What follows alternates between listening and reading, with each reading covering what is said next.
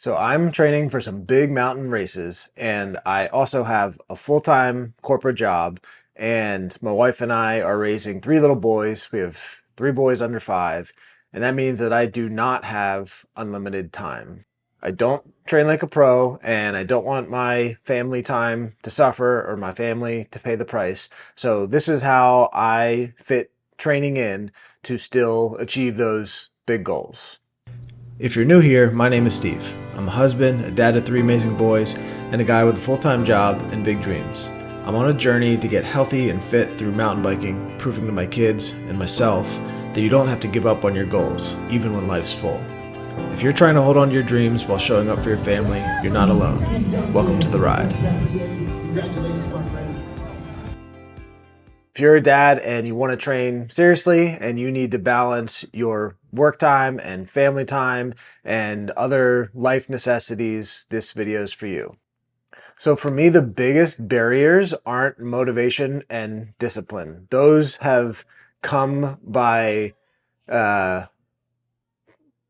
structuring my time appropriately and making my priorities clear. So really wanted to talk about structuring my time and my training focus so that I can do those things. So the way that I do this is by having a very clear plan for how to use my limited time and structuring it so that I can actually do that consistently.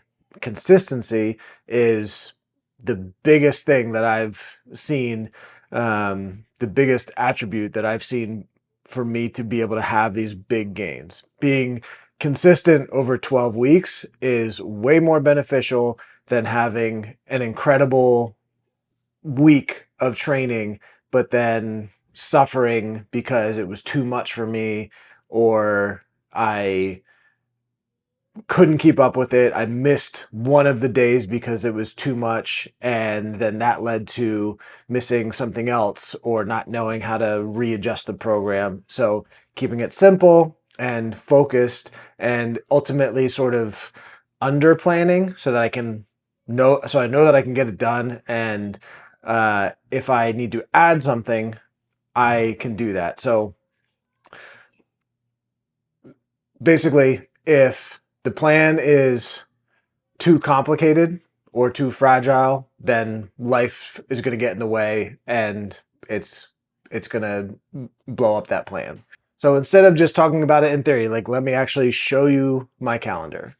Here I'm in my calendar. This is Training Peaks, and I didn't understand why people use Training Peaks for a long time. I just kept seeing a bunch of athletes, regular folks and pros use it. And then where I found a lot of value was that I could create my strength days and put in all the movements and turn it onto use the app on my phone, use the Training Peaks app on my phone, and then I can track the workout. So that was really nice.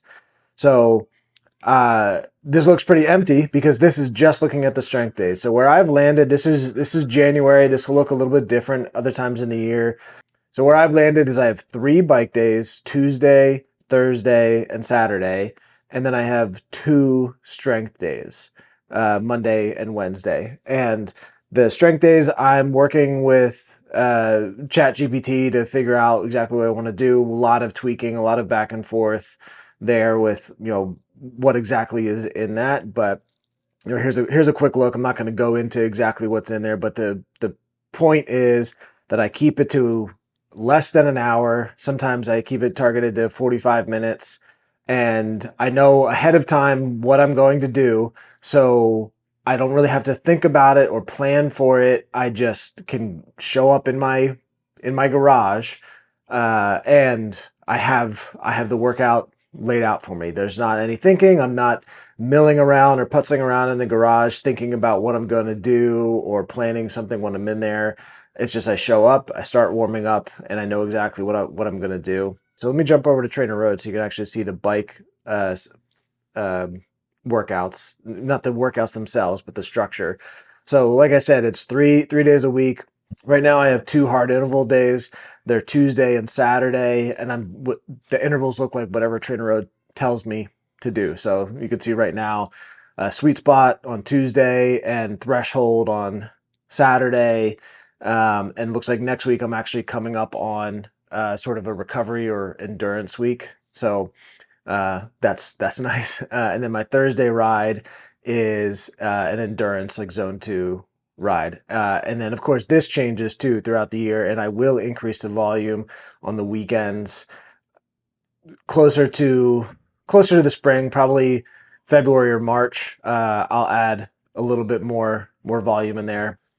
All right, so that was my calendar, and I think one of the big things to think about is that training structure is really meant to help me succeed with the big bike races that I have. There's a lot of other things I have in mind. I'd love to be better at this. I'd love to be able to do, Murph as prescribed, unbroken, in a good time, in the springtime. I'd love to be able to participate in different events.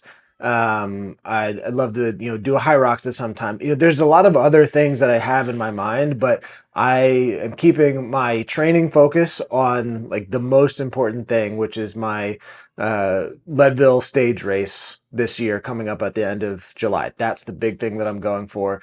So that helps me keep focused with what happens inside of my week, because when I am trying to balance too many things or trying to get good at too many different things, then things begin to suffer. Or in this specific case, my legs might be too sore to hit the hard interval days, and those hard interval days are what's going to help me get stronger on the bike faster. So I need to protect that and protect my strength sessions. And so my focus is just a little bit limited, and I may do those other things. I just can't put everything on my plate all at the same time. And when I've tried to do that, my training suffers. So one last thing that I'll address, and I think it's a very common question, is it enough? Is that very limited bike training enough to actually succeed at the Leadville stage race? And I'll say that this is a very similar format that I followed in 2024 to get to the Leadville 100 mountain bike. And that was coming from basically being on the couch. I was not in a good training state leading up to that, and I jumped into it from nothing, and I was able to finish the race.